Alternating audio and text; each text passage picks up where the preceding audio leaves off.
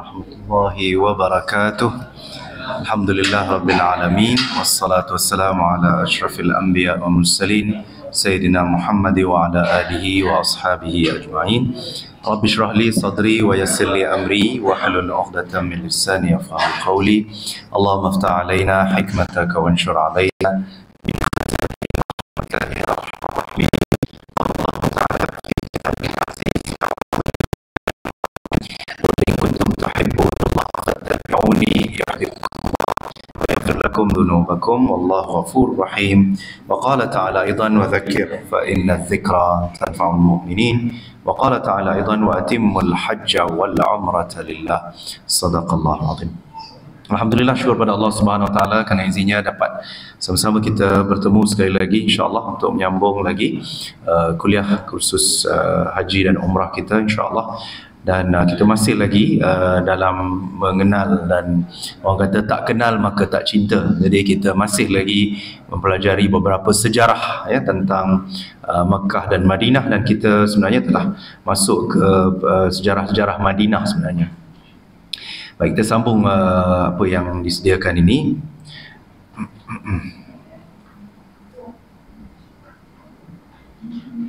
Baik, Madinah sebahagian daripada tanah haram ya. Inna Ibrahim harrama Makkah wa da'a li ahliha wa inni harramtul Madinata kama harrama Ibrahim Makkah wa inni da'autu fi sa'iha wa muddiha bimithli ma da'a bihi Ibrahim li ahli Makkah. Sesungguhnya Ibrahim telah mengharamkan Makkah dan berdoa bagi penduduknya, dan aku mengharamkan Madinah seperti mana Ibrahim mengharamkan Makkah. Mengharamkan ini maksudnya menjadikan Nabi Ibrahim menjadikan Makkah itu tanah haram. Ya, maknanya haram orang musyrikin masuklah. Begitu juga Rasulullah sallallahu alaihi wasallam mengharamkan Madinah, walaupun Madinah ini seperti mana kita dah belajar pada bulan yang lalu bahawa penduduk majoriti Madinah pada ketika itu asalnya yang Yathrib ya, Yathrib asalnya itu majoritinya orang Yahudi. Yang sekarang apa yang berlaku di Gaza ya, itulah asal usul di Madinah memang orang Yahudi. Jadi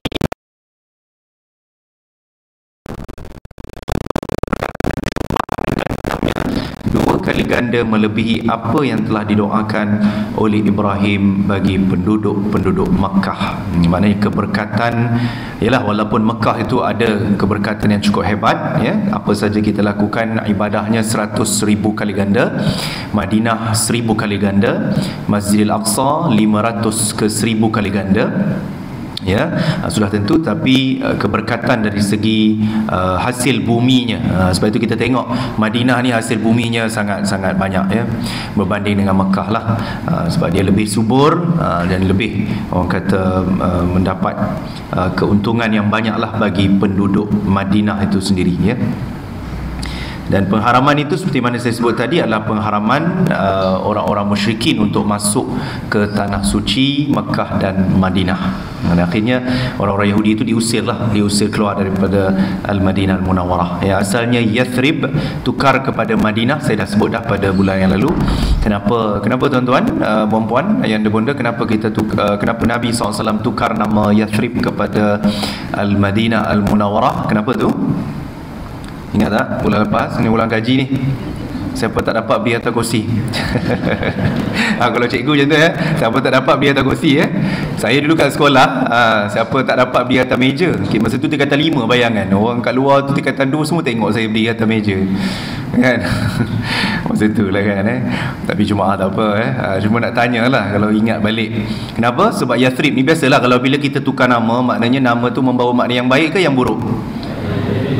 Tak, kalau kita tukar nama yang buruk lah kan.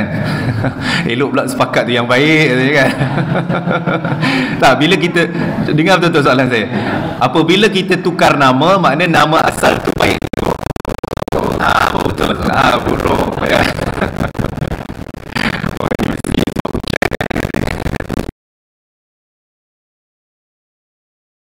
kan? Kalau nama tu membawa makna yang negatif atau makna yang buruk, sudah tentu kita akan tukar ke JPN dan sebagainya.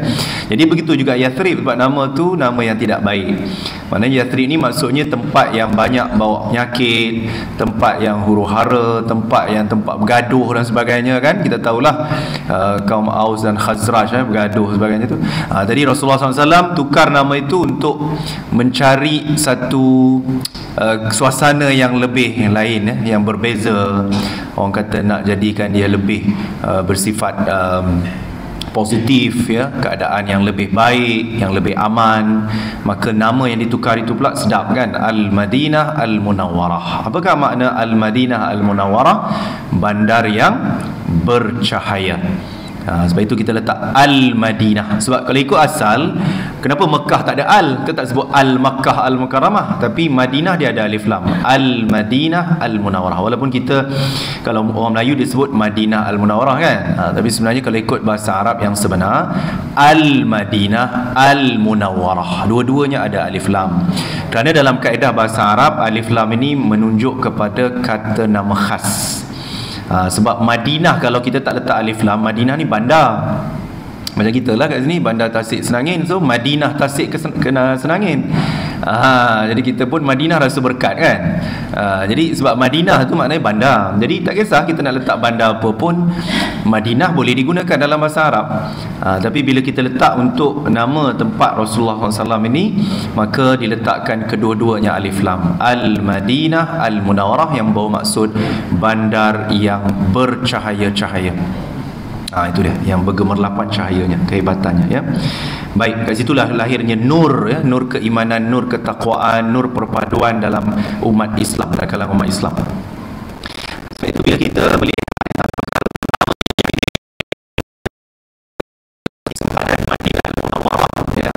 Quba ini kira macam Madinah, tapi sebenarnya Quba ini dia bukan betul-betul di dalam Masjid Nabawi, ya. Dia jaraknya lebih kurang 8 km daripada Masjid Nabawi. Dan Masjid Nabawi itu masjid yang kedua. Masjid yang kedua yang Nabi bina. Masjid pertama yang ini, Masjid Quba. Dan kita biasa pun ziarah, ya. Kalau kita pergi umrah, mesti salah satu tempat yang kita, orang kata apa, ziarah, mesti Masjid Quba. Dan dia ada kelebihan, nanti kita akan tengok kelebihannya. Masjid ni warna putih lah kalau sekarang ini kan. Dan sejarah Masjid Quba ini, ya, terletak di perkampungan Quba, ya. Bukan 8, minta maaf, 3 km saja. Dia tak jauh sebenarnya, 3 km dari selatan bandar Madinah. Keluasannya sekarang adalah 5,035 meter persegi. Dan masjid yang pertama dibina dalam sejarah Islam berdasarkan firman Allah SWT dalam surah At-Taubah ayat 108. A'udzubillahi minasyaitonirrajim. La taqum fihi abadan la masjidun ussisa 'ala taqwa min awwali yawmin ahaqqu an taquma fihi rijalun yuhibbuna an yatatahharu wallahu yuhibbul mutahhirin. Jangan engkau salat di masjid itu selama-lamanya, kerana sesungguhnya Masjid Quba yang engkau bina, wahai Muhammad, yang telah didirikan di atas dasar taqwa dari mula wujudnya, sudah sepatutnya engkau sembahyang padanya. Di dalam masjid itu ada orang-orang lelaki yang suka mengambil berat, iaitu membersihkan atau menyucikan dirinya, dan Allah Subhanahu Wa Taala mengasihi orang-orang yang membersihkan diri mereka zahir dan batin. Itu je, maknanya Allah SWT memerintahkan Nabi untuk membina masjid itu, Masjid Quba ini, kerana Masjid Quba ini dibina atas dasar ketakwaan kepada Allah SWT. Dan rupanya tidaklah begitu pada asalnya kan.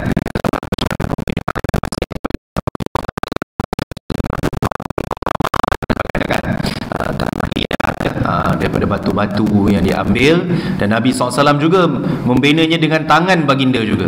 Selain daripada sahabat-sahabat, walaupun Nabi seorang manusia yang sangat agung, yes, dan sahabat-sahabat sebenarnya kalau ikutkan tak nak Nabi menyentuh pun, kalau ikutkan maknanya tak nak menyusahkan Nabi, minta Nabi rehat dan sebagainya, tapi Nabi tidak mahu.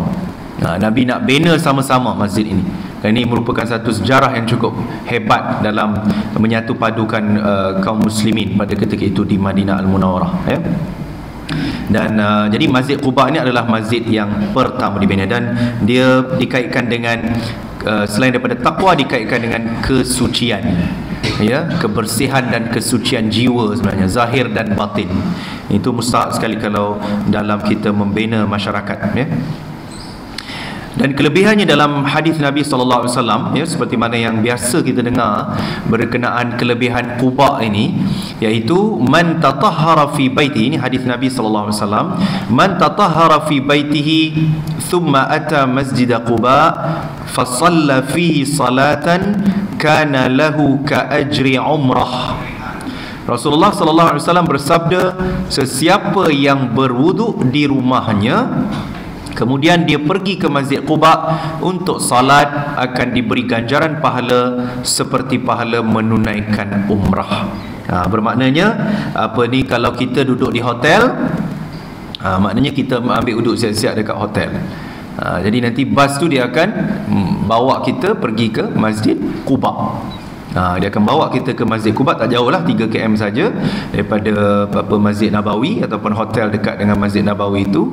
Maka kena ambil uduk lah kalau nak dapat fadilat ini. Bukan ambil uduk dekat Masjid Quba, kecuali dah batal nak buat macam mana, tak dapatlah fadilat yang dikatakan ini. Jadi kita kena jaga uduk lah. Maksudnya ambil uduk siap-siap dekat hotel nanti.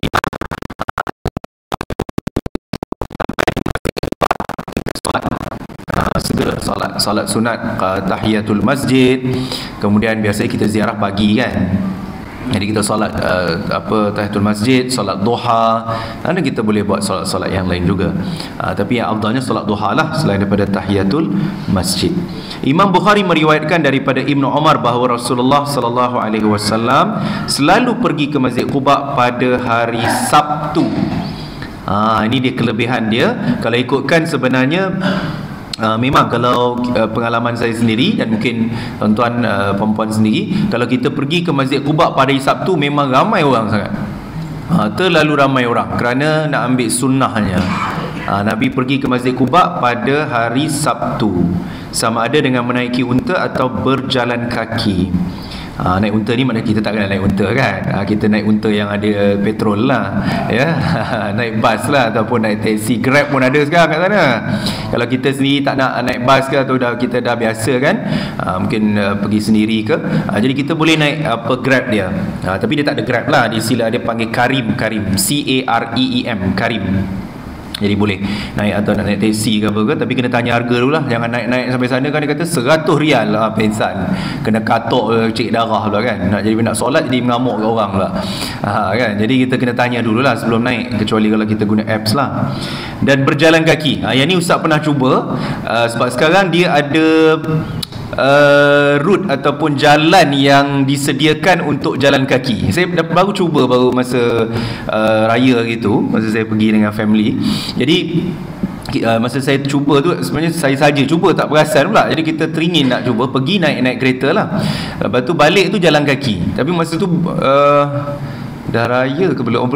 Raya dah rasanya. Tapi sebab berpuasa masa tu, puasa sunat, jadi kita cubalah jalan kaki. Jadi kita jalan kaki daripada Masjid Quba tu ke Madinah, ke Masjid Nabawi.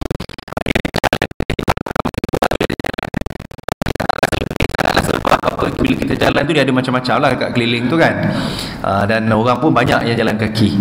Bayangkan kita jalan kaki tu 3 km juga jalan kaki. Jadi boleh cubalah nak dapatkan sunnah. Selain daripada naik kenderaan, kita boleh jalan kaki sama ada pergi atau balik. Dia bila jalan kaki tu dia sampai Masjid Al-Ghumamah, masjid yang ada banyak merpati dekat belakang Masjid Nabawi tu. Yang biasa orang ziarah kat belakang tu, yang banyak sangat burung merpati, dia akan tembus kat situ. Dia akan tembus kat situ dalam 3 km juga lah. Tapi memang sepanjang jalan tu tak boring lah, tengok macam-macam ada kedai-kedai semua ada lah kan. Tapi sebab kita nak mengikut sunnah tu, jadi kita jalan kaki jugalah, nak cuba. Menarik jugalah sebenarnya, menarik memang ada. Nanti saya share, saya ada buat video masa tu, saya ada buat, saya post kat Facebook ke Instagram. Nanti saya post, saya bagi dekat Abang Azmi lah nanti insyaAllah, dengan Ustaz Khaidir insyaAllah. Saya postkan perjalanan saya tu, ada, nanti saya cari balik lah tu. Dah lama dah, bulan dah saya rakam tu. Dan kadang-kadang Nabi SAW pergi ke sana pada hari Isnin dan Khamis. Itu biasalah kan, Isnin dan Khamis ni memang antara sunnahnya kan, kita digalakkan puasa sunat pun di Isnin dan Khamis. Jadi Nabi pun begitu juga. Maknanya, tapi kalau kita punya trip tu tiba pergi sana hari Selasa, janganlah kita frust pula, Allah kita nak pergi Sabtu ni pergi Selasa pula. Tak apalah, dah trip dia macam tu kan. Tapi kalau ada kesempatan kebetulan kita sampai di situ mungkin hari Khamis atau Jumaat ke apa ke, so Sabtu tu insya-Allah lah adalah peluang untuk kita dapat. Tapi yang paling mustahak adalah mengambil wuduk sebelum pergi. Itu yang sangat mustahak. Kalau tak dapatlah fadilat dia. Sebab dia punya fadilat dekat sini dikaitkan dengan membersihkan diri atau berwuduk di rumah atau di tempat penginapan. Itu baru kita dapat dia punya fadilat, satu solat sama dengan satu umrah. Jadi besar pahalanya, besar pahalanya. Jadi kita orang kata mengambil peluang jika diizinkan Allah Taala pergi ke sana. Dan sejarah pilihan Kubah ini pada hari September 62 Masihi, Rasulullah SAW tiba di perkampungan Quba dalam perjalanan hijrah dari Makkah. Baginda tinggal di sana selama 4 hari bersama Bani Amru bin Auf di rumah Kalthum bin Al-Hadam. Itu dia. Maknanya kalau kita tengok di sini 8 Rabiul Awal, maknanya Nabi sampai di Madinah betul-betul di Masjid Nabawi itu adalah pada 12 Rabiul Awal. Sama dengan tarikh kelahiran Rasulullah SAW, ya. Maknanya di Quba tu 8 Rabiul Awal.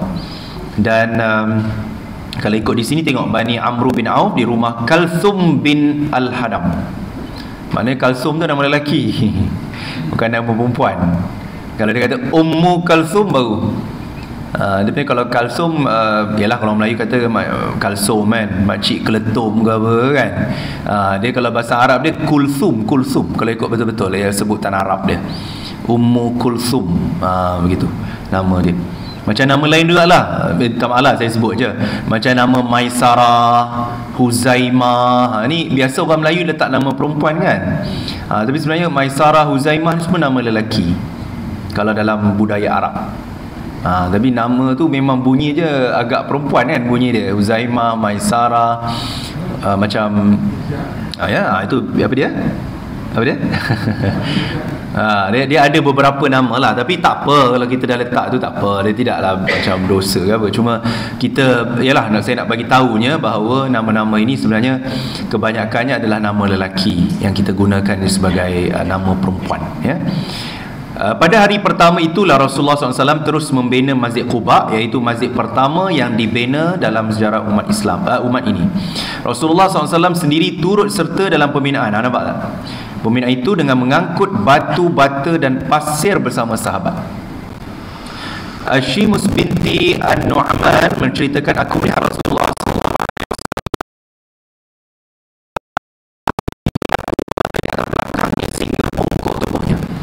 debu-debu dan pasir penuh di tubuh dan bajunya. Apabila seorang sahabat meminta mengambil bebanan itu daripadanya, baginda tidak membenarkannya. Sebaliknya menyuruh mereka membawa bebanan yang lain. Nampak betapa Rasulullah SAW sendiri walaupun dia seorang pemimpin yang hebat, tapi baginda sama-sama susah untuk membina. Maknanya nak membina umat ni bukan satu yang mudah maknanya. Kita lahir-lahir saja dah jadi seorang Muslim, seorang mukmin kan. Kalau kita tengok apa sahabat-sahabat kita yang, ialah kita kaitkan jugalah dengan apa yang berlaku sekarang ni kan. Jadi kita janganlah langsung tak ada rasa sekelumit rasa sedih ke, atau ialah kita nak, mungkin kita nak membantu dari segi keuangan kita tak mampu contoh, ataupun kita nak pergi ke sana mengangkat senjata pun kita tak mampu. Memang itu kita tak akan mampu punyalah, sebab memang tak boleh nak masuk pun kan. Tapi kita tembakkan doa-doa contohnya kan, kita baca doa kunut nazilah ke doa apa-apa sajalah, sekurang-kurangnya begitu. Dan kita bila kita membaca berita-berita ni rasa sedih, rasa macam ialah kan, mungkin kita tak pernah pergi ke sana. Macam saya dah cakap dah dulu kan, saya datang dulu saya dah cakap saya memang pernah pergi Palestin. Sebab itu lagilah saya rasa, sebab kita pernah nampak sendiri, walaupun saya tidak pergi ke Gaza ketika itu, saya pergi Masjid Baitul Maqdis ya, tetapi itu pun kita boleh nampak lah kesengsaraan orang Palestin bagaimana. Kita dah rasa sendiri. Dan tempat tu memang wujud, dia bukan hanya satu metos ataupun satu dongengan. Sebab saya dah pernah pergi tempat tu Ya. Jadi sekurang-kurang kita ada rasa sesuatu, jangan kita langsung tak ada perasaan, tapi janganlah berlebihan sangat pula. Minta maaf ya. Macam tadi dalam hari ni saya ada terima 2 grup yang message gambar yang agak mengaibkan lah.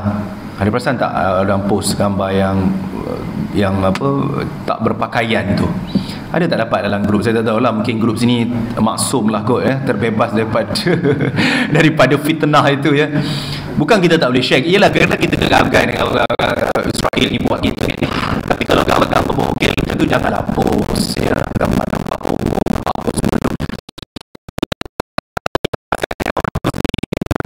fake, ada yang macam-macam tu. Jangan bila nampak je orang WhatsApp, oh kita pun marahkan main lagi.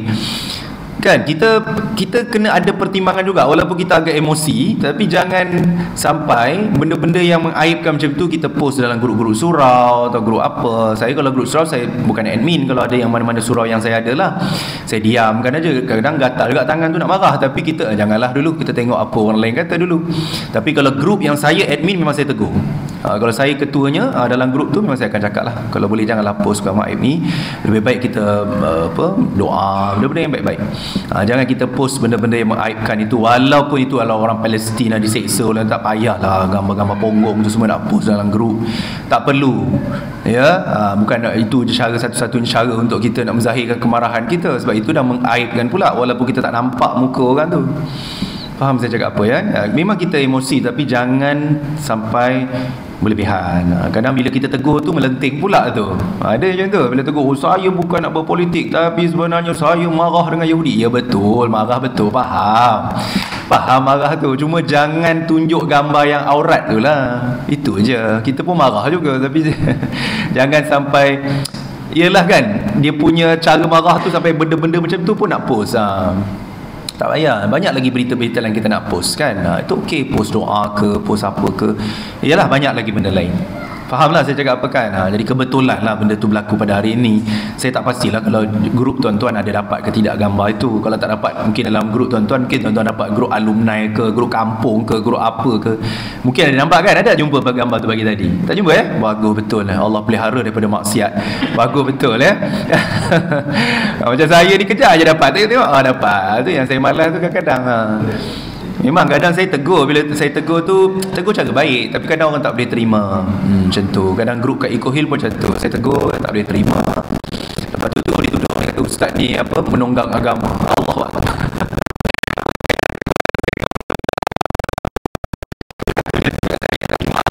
Saya tak tahu apa masalah orang tu. Dia ada masalah psikologi kot saya rasa. Nama sama pula tu dengan nama saya. Ada kata nama tak bagus betul. Nama dia buat macam tu, cakap ni kan, kata ustaz banyak menonggang agama. Apa hal tiba kita tegur benda lain, tiba dia kata ustaz menonggang agama. Pelik tu. Tak ada kaitan pun dengan isu yang dibangkitkan itu. Allahu Akbar kan. Biasalah tu. Nabi tu teruk kan. Kita ni nak kait dengan Nabi, siapalah kita ni kan. Jauh panggang dari api. Nabi lagi teruk. Kita kena macam tu pun dah terasa tersentak juga kan. Tapi kita tak apa, sabar. Selalu yang menenangkan saya isteri saya lah. Jangan balas, biar. Kalau kita balas nanti kita sama-sama jahil. Biar, jangan balas. Saya senang je. Kalau saya tak nak benda tu mengganggu fikiran saya akan clear chat lah. Saya akan clearkan chat tu supaya saya tak ada baca-baca lagi dah. Jadi saya pun tenang kan. Macam tu. Biasalah, kita pun manusia kan. Kalau orang cakap macam tu, kita pun terasa.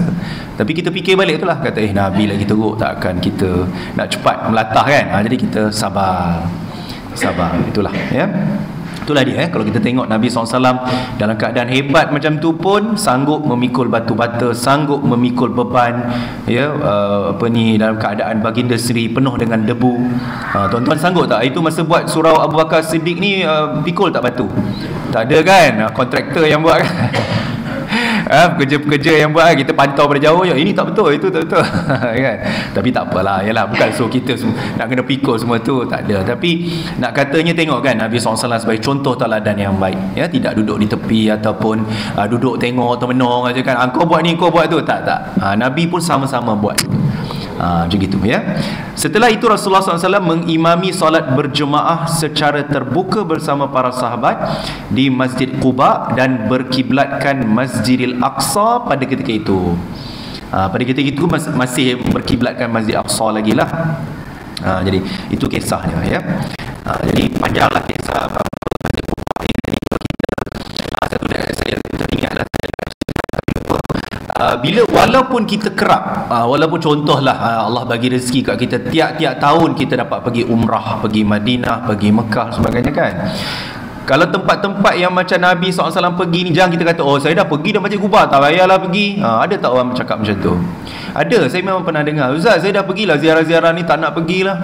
Oh, tak boleh cakap macam tu tau. Sebab tempat-tempat, kecuali lah kalau ziarah benda-benda yang sampingan tu, yang tak adalah orang kata sunnah yang terlalu besar, kecuali Masjid Quba dan ziarah kubur Uhud, syuhada Uhud tu, itu sangat digalakkan. Jadi kalau walaupun kita dah banyak kali pergi Mekah ke Madinah ke, dah biasa pergi Masjid Quba, pahala kita dah berbilion-bilion sekalipun, kan istilahnya lah. Tapi jangan kata, oh saya dah pergi Masjid Quba, saya tak nak pergi lagi. Tak ada macam tu. Setiap kali kita pergi umrah ya, ataupun ziarah Madinah, mesti pergi Masjid Quba. Walaupun dia bukanlah wajib, kalau tak pergi berdosa tu tidaklah. Kan Nabi pergi kan. Tengok tadi Nabi, Allah apa yang saya sebut tadi kan. Rasulullah SAW pergi mana? Tiap-tiap hari Sabtu. Kan tiap-tiap hari Sabtu Nabi pergi. Kita nak pergi tidaklah, tapi bila time kita dapat pergi tu, jangan miss. Jangan kita kata, oh ni saya dah pergi, ni saya dah pergi, tak payah pergilah, saya nak duduk Masjid Nabawi je. Tak juga pergi Masjid Nabawi, duduk dekat bilik, tidur juga, tidur kat hotel. Kan, tapi betul-betul kalau betul di apa tu, tak apalah. Cuma maknanya jangan kita miss lah, rugi kan, sebab pahala dia besar, bukan senang nak dapat. Pergi sana pun dah bergolok bergadai dah, beribu-ribu habis duit kita dah. Tapi itu semua Allah akan ganti kan. Jadi ada peluang, jangan miss lah. Maknanya kalau kita dapat pergi ke sana, contohnya okey, trip yang rasmi, naik bas ramai-ramai sekali saja biasanya kan. Tapi contohnya kalau kita teringinlah nak pergi malam, bawa, ambil je lah Grab ke taksi ke apa kan, naik pergi ke sana. Boleh aja, dia tak ada masalah, berdekat je dengan hotel tu. Saya rasa itulah, dalam kalau tak banyak kereta, dalam tak sampai 10 minit pun dah sampai dah Masjid Quba tu. Kita boleh kalau naik kereta lah, ataupun tak jalan kaki. Macam Ustaz cakap tadi, kalau kita ada tenaga, kalau cuma kat sana, kalau kita pergi, Ustaz galakkan pakai kasut sport lah. Kasut yang sedap pakai kan. Jangan pakai slipper. Slipper ni sakit kaki kalau kita berjalan. Sebab itu kita tengok mutawif kan, dia orang memang pakai kasut. Jarang mutawif pakai slipper tuan-tuan, sebab dia nak jalan laju kan, dia nak pergi sana pergi sini, nak urus itu ini. Saya kalau pergi sana pun memang saya pakai kasut, kasut sedap sikit lah, yang tebal tapak kan. Tak payah sebut lah jenama apa kan. Tapi apa-apa sajalah, kasut sport yang sesuai, yang ringan dan kita selesa untuk kita pakai. Itu memang best kalau pergi sana pakai kasut. Jadi masa tu lah baru kita boleh rasa jalan kaki pergi Masjid Quba. Kalau kita mampu lah, kalau kita tak larat tak apa. Tapi kalau kita mampu, biasanya kalau jalan ramai-ramai, slow-slow jalan, okey je, seronok. Kalau contoh pergi jalan kaki, balik dah tak larat, naik Grab pun boleh, tak ada masalah lah. Seronok. Jadi kita boleh buat benda tu, ya, tak ada masalah. Memang jangan bimbang. Cuma macam nasihat saya tadilah, tips dia, kalau kita nak naik apa-apa kenderaan, sebelum kita naik, kita tanya dulu dia punya tambang. Kecuali kalau yang Grab tu lah, macam Karim saya sebut tu, dia dah ada tulis harga kan, so kita bayar harga-harga yang ada lah. Tapi kalau yang kita naik taksi biasa tu, kita kena tanya dulu. Jangan dikatok je kepala kita sekarang, dah bukan jadi kubak, jadi apa belakang kan. Itu kita kena hati-hati lah. Biasalah kadang dia orang tengok, terutama musim haji lah. Musim haji ni memang dia punya katok tu memang mabrur lah ya. Dia punya katok maksimum ya. Memang kadang harga tu biasa je, sampai berkali-kali ganda dia katok kepala. Tahulah katok kepala apa kan, cekik darah tu kan. Jadi kita kena hati-hatilah. Itu je. Baik, sejarah Masjid Nabawi pula. Selepas pembinaan Masjid Quba, Nabi SAW meneruskan perjalanan ke kota Madinah. Baginda membeli sebidang tanah yang dimiliki oleh dua orang anak yatim peliharaan As'ad ibnu Zurarah, iaitu Sahal ibnu Amru dan Suhail ibnu Amru. Dia dua adik-beradik ni, dia ada tanah. Kalau ikut mereka ni, dia orang nak bagi free je kat Nabi. Nak wakaf je. Kalau kita kan ada tanah buat apa ni, surau ke, nak buat tanah perkuburan ke apa ke kan, buat tahfiz ke apa. Tapi Nabi sendiri pun tidak ambil kesempatan buat free. Ada khilaf lah, memang akan ambil punya kan. Tak ada kata tak apalah, saya tak nak lah, susah-susah aja, tapi gerannya dia ambil. Apa itu dia ambil kita kata susah-susah aja kan, malu tapi mahu istilahnya. Tapi Rasulullah SAW tidak mengambil kesempatan. Malahan Rasulullah SAW membeli dengan nilai 10 dinar dan dibayar oleh sahabat Abu Bakar Siddiq. Walaupun ketika itu tidaklah ada banyak duit sangat, tapi 10 dinar. Bayangkanlah kalau dengan dinar sekarang emas kan, satu tu berapa? Kat contoh, harga 300 ke kali 300 kali 10, 3,000 Nabi bayar. Begitulah nilaian dia, contohnya begitu ya. Jadi maknanya Nabi bayar juga. Nabi tak ada ambil kesempatan, aku nak bagi free, aku ambil free, siapa tak payah keluar duit kan. Tak, Nabi tidak mengambil kesempatan itu. Tapi memang yang membantu Nabi itu memang sahabat lah, iaitu Sayyidina Abu Bakar As-Siddiq radhiyallahu anhu. Setelah menolak tawaran hibah daripada penjagaan ayat, itu hibah lah, hibah ni hadiah tadi kan, dia tolak, tapi dia Nabi bayarlah juga. Baginda telah mendirikan masjid dan rumah pada hari kedua. Maknanya setelah dapat yang tu, terus Nabi bina masjid, iaitu Masjid An-Nabawi Asy-Syarif. Itulah masjid yang kita ziarah, yang dalam itulah ada makam Rasulullah sallallahu alaihi wasallam, makam Abu Bakar As-Siddiq dan makam Umar Ibn Khattab radhiyallahu anhuma. Baik. Masjid Qiblatain. Masjid Qiblatain ni biasanya kalau umrah memang jaranglah kita berhenti. Kadang-kadang ada, kadang-kadang tak berhenti pun. Dia tunjuk sahaja. Sebab masa kalau kita umrah agak terbatas, dan kadang-kadang biasanya kita ziarah pada waktu pagi, dan kita biasanya nak mengejar waktu zuhur di Masjid Nabawi. Kita tak nak miss pahala yang banyak di Masjid Nabawi. Jadi biasanya kalau masjid-masjid yang sampingan ni, dia jaranglah berhenti lama ataupun lalu sahaja, kerana dia tunjuk ni Masjid Qiblatain contoh. Tapi kalau haji biasa dia akan berhentilah, sebab haji kita ada masa yang lama kan. Jadi dia akan berhenti. Saya pun berhenti jarang lah Masjid Qiblatain itu kan. Biasanya kalau haji dapatlah. Kalau musim haji kita boleh berhenti. Dan dia terletak di tengah-tengah perkampungan Bani Salamah, iaitu di bahagian barat daya Madinah. Perintah Allah SWT kepada Rasulullah SAW agar menukar kiblat salat daripada Baitul Maqdis di Palestin ke arah Ka'bah Al-Musharrafah di Masjidil Haram. A'udzubillahi minasyaitonirrajim. Ayat surah Al-Baqarah ayat 144. Qad nara taqalluba wajhika fis sama' falanuwalliyannaka qiblatan tardaha fawalli wajhaka syatral masjidil haram wa haitsu ma kuntum fawallu wujuhakum syatrah wa innal ladzina utul kitaba la ya'lamuna annahu al-haqqu min rabbihim wa mallahu bighafilin amma ya'malun. Kerap kali kami melihat engkau wahai Muhammad berulang-ulang mengadah ke langit, maka kami benarkan engkau berpaling menghadap kiblat yang kamu sukai. Oleh itu palingkanlah mukamu ke arah Masjidil Haram, tempat letaknya Kaabah, dan di mana sahaja kamu berada, maka hadapkanlah muka kamu ke arahnya. Dan sesungguhnya orang-orang Yahudi dan Nasrani telah diberi kitab. Mereka mengetahui perkara ini, iaitu berkiblatkan ke Kaabah adalah perintah yang benar, dan Tuhan mereka dan Allah SWT tidak sekali-kali lalai akan apa yang mereka lakukan. Jadi maknanya sebenarnya Rasulullah SAW dah lama dah rasa macam tak selesa sebenarnya. Bila baginda menghadap ke Masjidil Aqsa dalam solat baginda, terutama ketika di Madinah kan. Ketika di Madinah tu baginda menghadap Al-Aqsa, dan kita pun tahu di Madinah Al-Munawwarah pada ketika itu majoriti orang Yahudi. Jadi bila orang Yahudi dia tengok Nabi tu menghadap ke Masjidil Aqsa atau Baitul Maqdis, memang jadi kecaman netizen lah jawabnya. Sebab orang-orang Yahudi kan dia tengok Muhammad kata bawa ajaran baru, tapi dia solat pun menghadap ke kiblat kita juga. Nampak tak?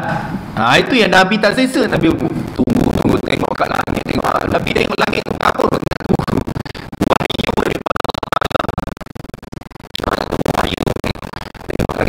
Allah. Allah turunkan perintah untuk mengubah kiblat dan sebagainya.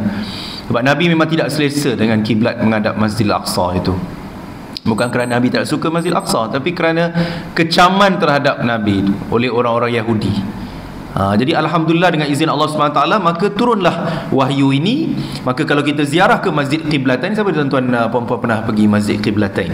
Pernah pergi tak? Pernah masuk? Masjid Qiblatain ni kan dia kalau ikutkan dia ada dua lah. Dia punya mihrab tu, satu belah belakang, satu belah depan. Yang depan tu yang sekarang lah masjid menghadap Kaabah kan, tapi dekat belakang tu dia ada jugalah. Tapi jangan kita salah solat pun menghadap belakang pula ya. Jangan tersalah pula. Tapi dia ada lah, maknanya sejarah nak membuktikan bahawa dahulunya belakang itulah menghadap Masjidil Aqsa. Dia bertentangan. Maknanya contoh kalau kita kat sini menghadap kiblat Kaabah, mana belakang tu. Belakang tu Masjid Al-Aqsa. Dia maknanya pusing tu 180 darjah lah. 180 darjah pusingannya ya. Jadi itulah cara di Masjid Qiblatain. Masjid Qiblatain, apa makna Qiblatain? Qiblatain makna dua kiblat. Dia kalau ada yanun ain tu, kalau bahasa Arab qiblah kan qaf ba lam ta bila tambah yanun dekat belakang makna dua. Macam kita solat subuh lah atau solat sunat kan, usalli fardhas subhi raka'atain. Dia raka'atain tu ada yanun, maknanya kalau dalam bahasa Arab makna dua. So kalau qiblatain, dua kiblat. Tapi bukanlah kita guna kedua-dua kiblat itu, tapi maksudnya sejarah itu berlaku di dalam masjid tersebut. Di dalam masjid tersebut dikatakan Nabi sedang solat zuhur ataupun asar di situ. Ketika itu Nabi sedang solat menghadap Al-Aqsa, tetapi perintah Allah Subhanahu Wa Taala minta Nabi untuk berpusing ke arah Masjidil Haram ketika itu. Baik, ini pun sama. Ziarah-ziarah masjid 7 dan sebagainya ni kadang-kadang berhenti, kadang-kadang lalu je. Masjid 7 ni lokasi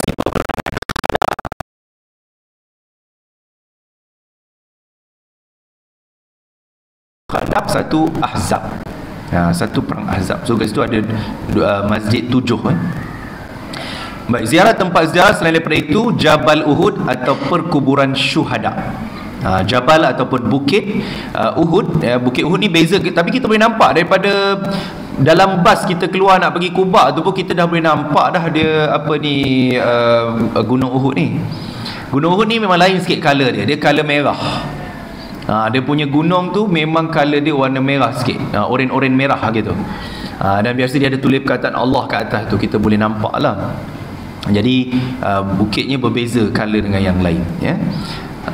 Dan ialah di sinilah tempat syuhada Uhud itu dikebumikan ya. 70 orang syuhada ataupun yang mati syahid dalam peperangan Uhud itu, terutama pakcik Rasulullah SAW sebagai ketua para syuhada itu, Hamzah bin Abdul Muttalib.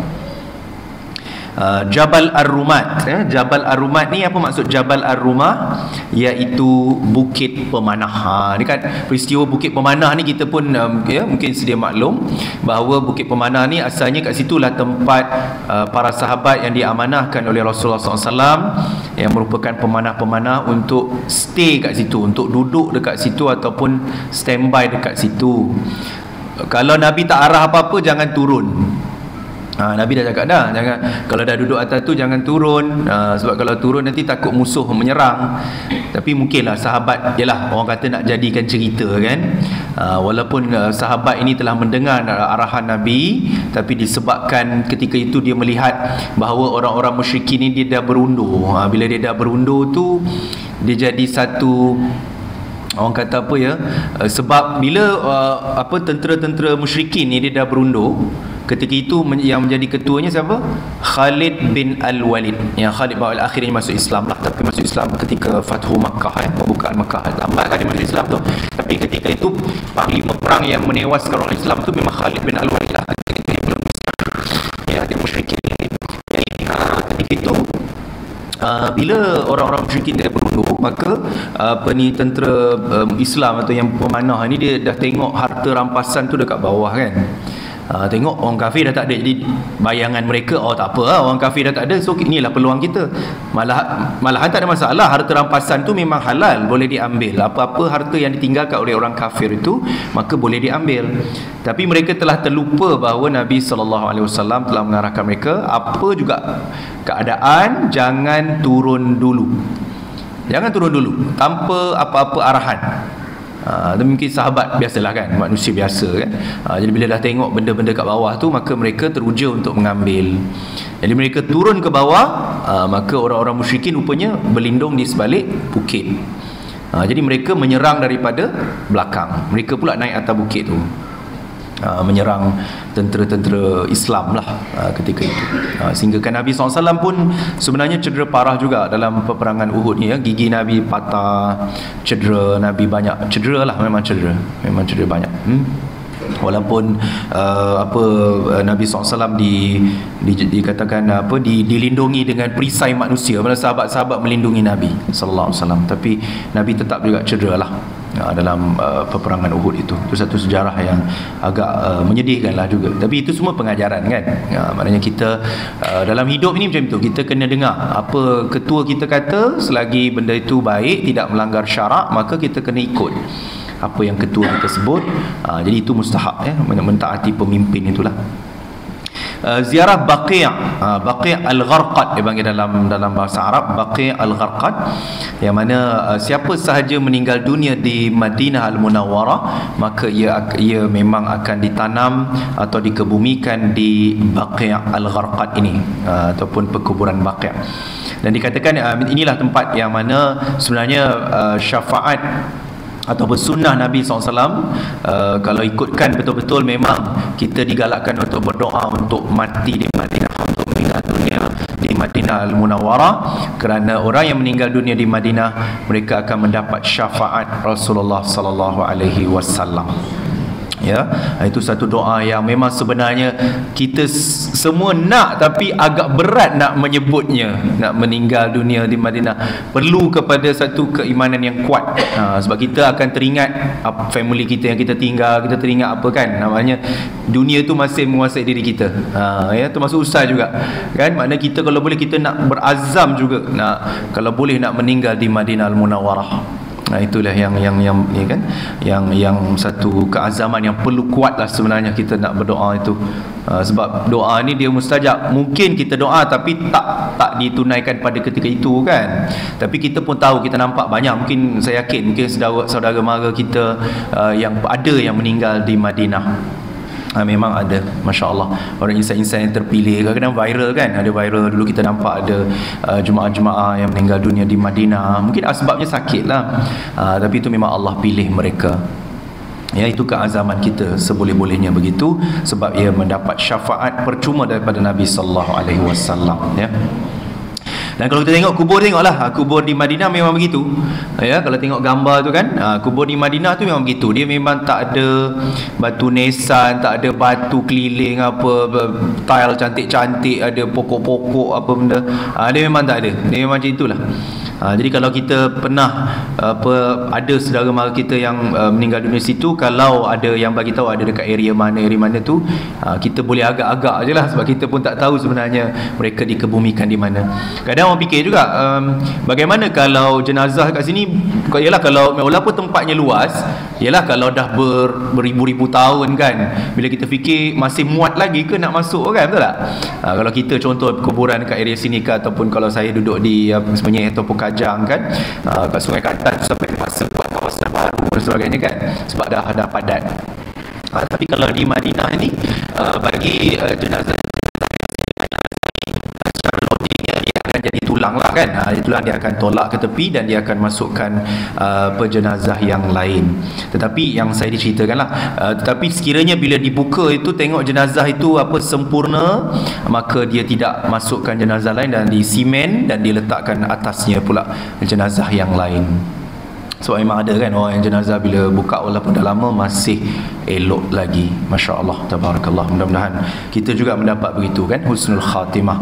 Bukan saja di sana, kalau kita di sini pun begitu juga. Kadang orang kata nak korek sebab nak buat highway sebagainya kan, kita tengok jenazah tu masih elok lagi, kapannya pun masih elok lagi. Subhanallah. Maknanya ada amalan-amalannya yang baik yang Allah ambil, yang Allah angkat untuk menjadikan kematiannya begitu baik.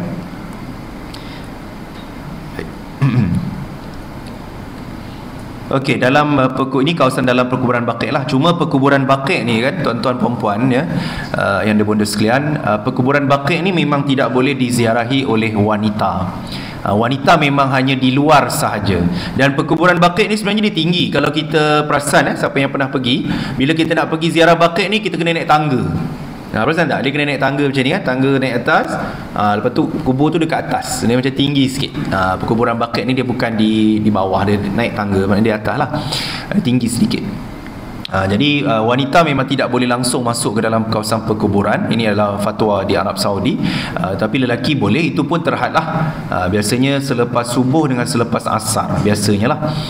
Tapi kalau kita nak masuk tiap-tiap waktu tu, kita kena kejar jenazah tu lah sama-sama. Kalau dia kan tiap-tiap waktu ada solat jenazah kan, kalau di Mekah dan Madinah ni, itu untuk pengetahuan kita lah. Tiap-tiap waktu solat, lepas solat ada solat jenazah.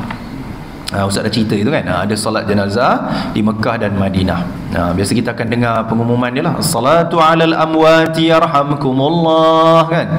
Jadi kita pun dengar, oh solat hajat. Jadi kita ingat solat hajat, rupanya solat mayat, bukan solat hajat. Tipu yang kat takbir Allahu Akbar, Allah.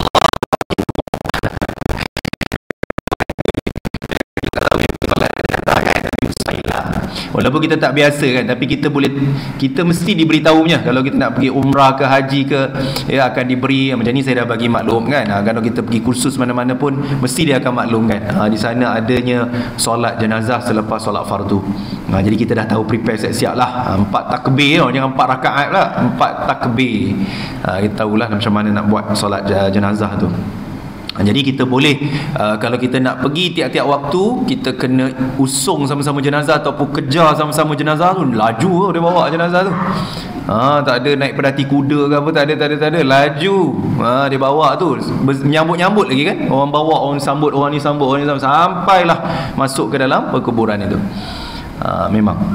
Sebab itu kita nampak beza ya, kubur mereka dengan kita. Dia kalau ikutkan sunnah Nabi SAW, betul kubur perkuburan Al-Baqi' ini dia tidak kuburan di negara Arab ataupun di tanah suci ini, dia tidak ada batu nisan. Yang dia ada macam batu kan, dia tak batu tanda saja, tapi dia tidak ada nama, tidak ada label dan tidak ada perhiasan. Kalau kita kubur kita ni dah lah seram kan, dengan perhiasan ya, dengan siap bubuh batu-batu apa cantik-cantik kan. Sebenarnya kalau ikut sunnah Nabi, benda-benda macam tu dia boleh jadi khurafat tau. Benda-benda macam tu. Jadi kita kena elakkanlah daripada menghias-hias kubur ni. Biar kubur tu kadang kita, oh tak cantik lah kubur ni Ustaz, kita nak tidur situ ke? Nak cantik-cantik kubur tu kan. Sebenarnya hubungan kita dengan orang dalam kubur tu dah putus lah maknanya. Kecuali apa kan? Amal yang soleh kan, ilmu yang bermanfaat, doa anak yang soleh, itu yang mustahab. Doa anak soleh tu tak semestinya kita ziarah tu bagus, tu sunnah kan, untuk mengingati mati, bukan ziarah tu untuk dia, ziarah tu untuk kita sebenarnya.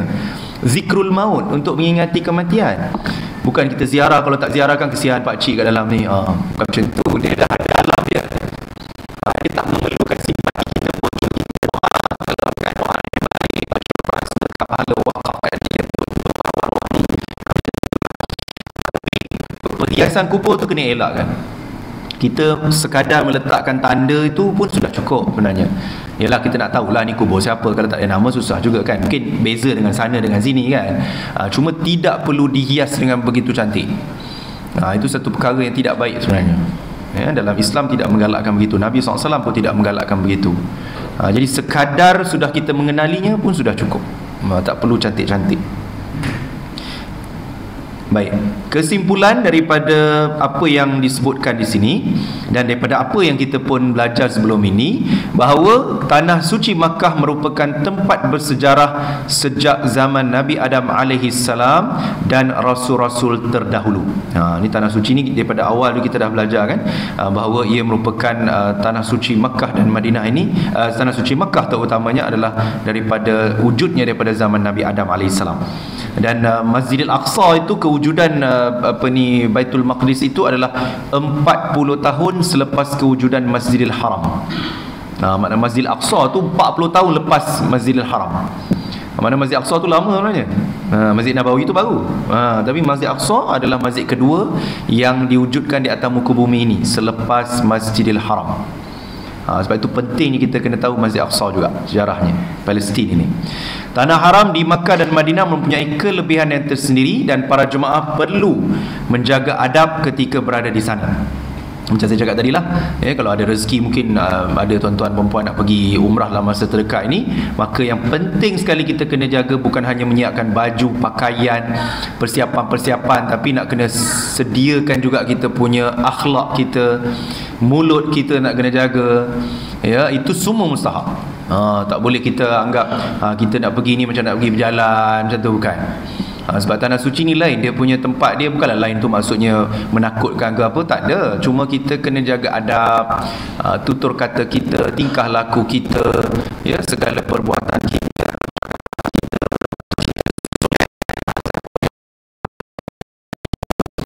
makanan, menghina tempat tinggal, menghina semuanya, nak cerita. Memang tak ada yang perfect. Kalau pergi tanah suci ni tak ada yang sempurna pun. Kalau kita pergilah 5 star hotel pun ada sahaja kekurangannya. Bayang kalau orang ramai. Kita kat Mekah tu kita seorang ke ramai? Ramai. Jadi macam mana nak cater semua orang dalam masa sama, menyerbu dalam satu masa yang sama? Sudah tentulah travel dia akan buat yang terbaik. Tabung haji pun akan buat yang terbaik. Tapi biasa saja, saya selalu bila saya tahu orang bawa balik Mekah, Madinah atau haji ke umrah, mesti saya akan tanya, macam mana pengalaman kat sana? Dia akan mula bercerita lah pengalaman masing-masing. Kan, mungkin tuan-tuan nanti kalau balik pergi umrah ke, ya, jadi mungkin haji belum lagi kan, sekarang agak lama lagi, mungkin balik umrah mesti ada pengalaman. Tapi kita doa yang baik-baik lah, maknanya kita doa supaya Allah mudahkan urusan kita kat tanah suci, ibadat pun sempurna. Kalau benda kecil-kecil tu tak apalah, kita tutup mata saja sudah, kan. Benda kecil-kecil remeh-remeh kita jangan besar-besarkan.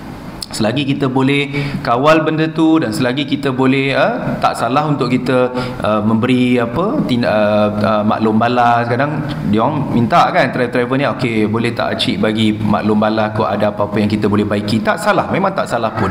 Memang itu penting untuk kita perbaiki servis sebagainya. Tapi kita bagi tahu elok-elok, sepatutnya begini-begini pendapat saya lah, sebaiknya begini-begini. Tapi kebanyakannya okey. Tapi kita kena pandai lah kan bagi pendapat, walaupun sebenarnya kita geram tu lah kan. Tapi geram terpimpin, dia panggil geram terpimpin. Jangan terlalu emosi. Jadi kita bagi tahu ni sepatutnya macam ni, macam ni. Jadi insya-Allah benda tu boleh diperbaiki. Yang ketiga, terpilih sebagai duyufur rahman adalah nikmat yang wajib disyukuri dan bersabar di atas segala kesukaran. Nak dapat tiket, kalau umrah tu tak apa, haji tu nak dapatnya bukannya senang. Bila dah dapat, jangan pula berdebar-debar. Dah dapat, nak tapi dah dapat, Allah mak, macam nak jadi tak jadi, nak jadi tak jadi. Jangan macam tu. Sebab memang bila kita dapat surat tu, dia dah lain perasaan. Masa mula-mula menunggu giliran tu, kenapa tak dapat, kenapa tak dapat, kenapa tak dapat. Bila dah dapat, lain pula perasaan tu. Nak ambil tak nak. Lain pula dia punya perasaannya. Dia selagi kita dalam tubuh badan yang sihat, tidak terlantar sakit, bukan bedridden, bukan orang yang penyakit yang susah nak rawat, selagi ada borang tu, tulis terima, setuju. Jangan kata tak setuju. Selagi kita boleh. Lepas tu nanti biasalah kita akan buat check up perubatan, kesihatan tu, tengoklah macam mana kesihatan kita.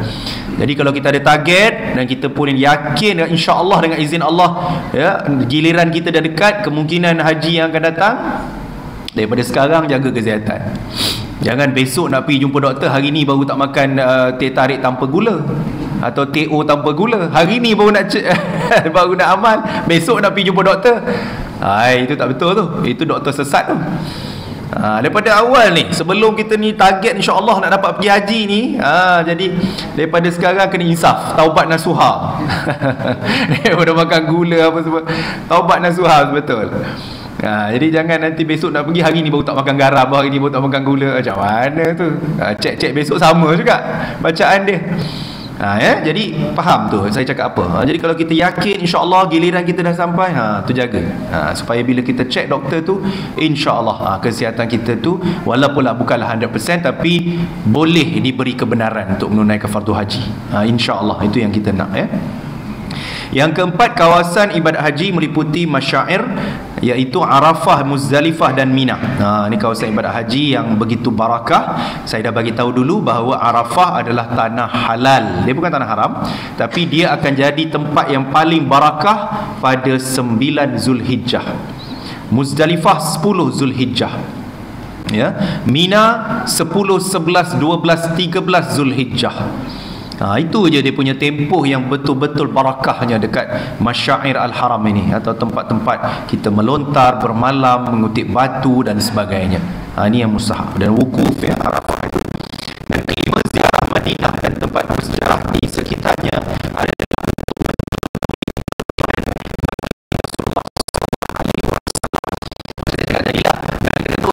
malah nak pergi apa banyak kali pergi sana sini sama je pun tak ada beza. Memanglah sama tempat tu. Takkan kita nak tiap-tiap kali pergi masjid nak tukar warna. Warna dia macam itu juga, tapi dia punya barakah, dia punya fadilat, itu yang kita nak kejar. Sebab ganjaran itu tidak dapat di tempat lain. Hatta kalau kita pergi masjid-masjid lain dekat sekitar Quba tu, sekitar Madinah pun, dia ada sejarah-sejarah dia, tapi tidak sama dengan menziarah Masjid Quba. Masjid Kiblatain pun sebenarnya tidak ada sunnah kata kita kena ziarah Masjid Kiblatain sebab dia dua kiblat. Tak, dia sejarah je. Tapi tidak bagi Masjid Quba. Masjid Quba memang pahala dia. Masjid Nabawi sudah tentulah kan.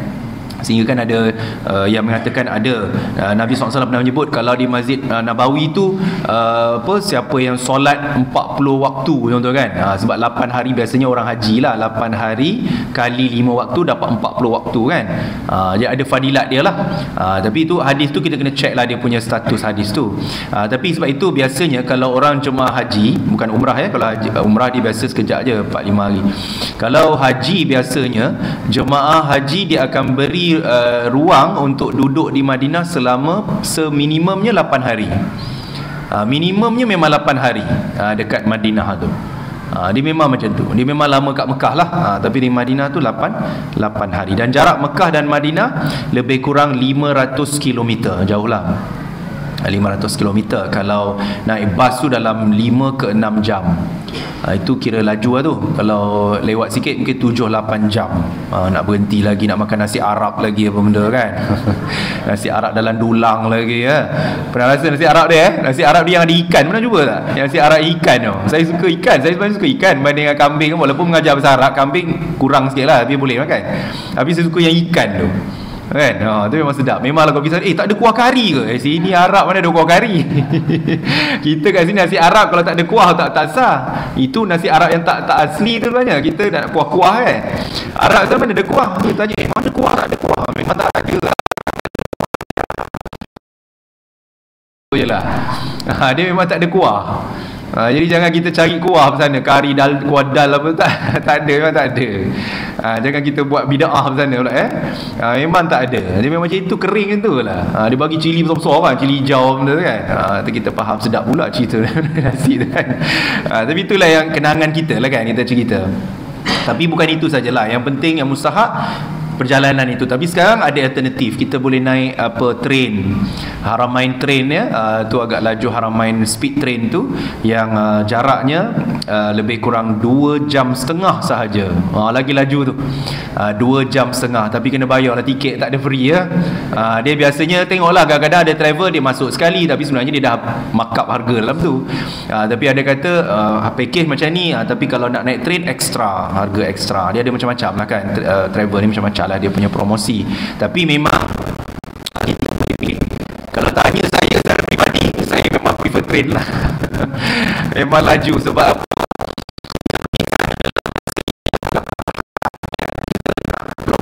sampai cepat, sama ada daripada Mekah ke Madinah ataupun Madinah ke Mekah kan. Jadi kita nak cepat kalau boleh sampai supaya kita boleh segera dapat ibadat di Masjid Haram atau Masjid Nabawi. Tapi harganya tidaklah terlalu mahal. Dia dah tutup maknanya, betul lah tu, nak habis lah tu ya. Azan apa kan. Jadi maknanya dia tidak terlalu mahal. Harganya sekitar 100 rial ke 200 rial je. Boleh tahan jugalah. Tapi sebab perjalanan jauh 500 km 100 rial okey lah maknanya kan. Boleh lah maknanya. Kalau kita nak boleh booking sendiri, ada apps dalam apps ada HR tak silap saya, dia punya apps Haramain Highway Haramain apa yang namanya, high speed train tu. Dia ada apps dia, kita boleh beli online sebenarnya ya. Jadi itulah apa yang saya dapat kongsikan pada hari ini. Saya rasa slide ni memang dah habis betul-betul. Ustaz Khairil memang betul-betul dia cantik, dia punya susunan tu. Dia dah habis untuk kali yang slide yang pertama ni. InsyaAllah nanti minggu depan InsyaAllah dengan izin Allah kita akan sambung slide yang kedua ataupun untuk pengajaran yang kedua lah. Lama tu, ambil berapa minggu 5-6 minggu untuk habiskan 58 slide yang pertama tu. Nanti insyaAllah slide yang kedua pada minggu hadapan. Jadi yang baik semua daripada Allah, kurang kelemahan saya. Wassalamualaikum warahmatullahi wabarakatuh. Waalaikumsalam.